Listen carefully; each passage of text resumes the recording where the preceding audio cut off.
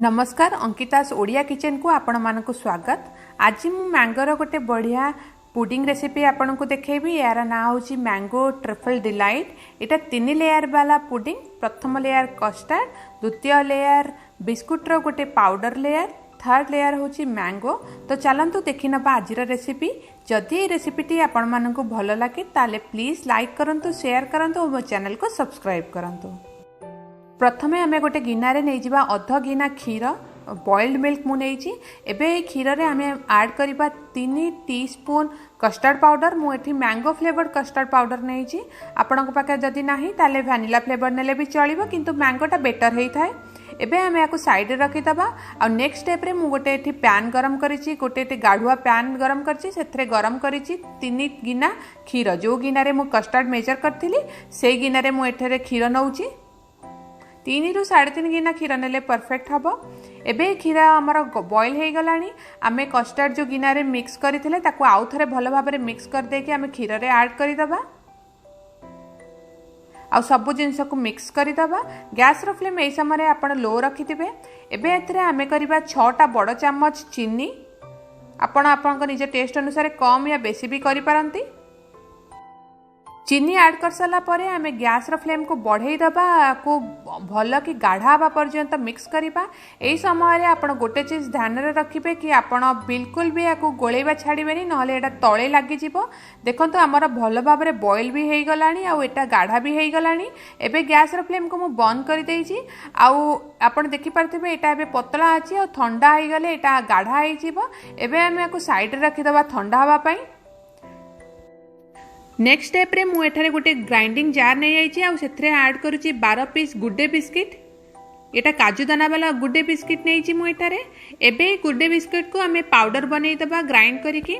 देखंतु हमर powder ready हे गलानी। एबे गोटे बाउल रे आको काढी दबा। एबे बाउल रे आमे मिक्स करिबा गोटे टीस्पून घी।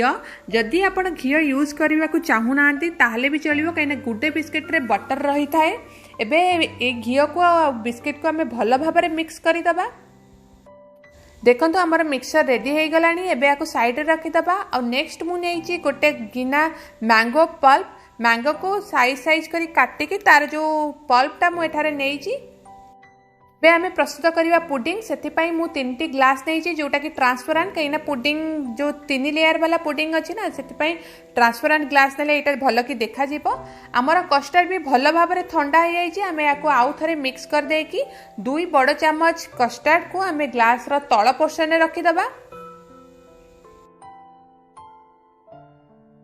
एबे यहाँ ऊपर आमे दबा जो बिस्कुट को चूरा बने के आमे रखीचे सेटा को 2 बड़ चम्मच ता ऊपर दे दबा। आ हल्का हाथ रे आको प्रेस कर दबा ताकि ये भलो भाबरे सेट हे जिवो।